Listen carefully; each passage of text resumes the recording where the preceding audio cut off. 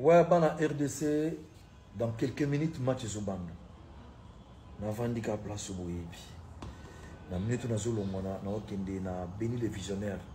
Na la match na stand ya Odile Manzaka.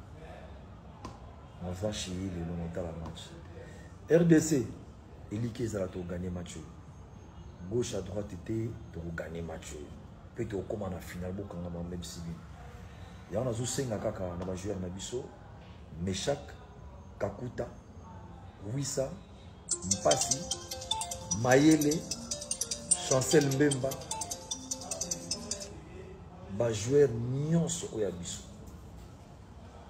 Mboke eta la bino. Monde entier ba eta la biso. Tu auras son été s'il vous plaît. Na quel match? Tu beta en solo après. Voilà Yemo le roi de la forêt. Merci beaucoup.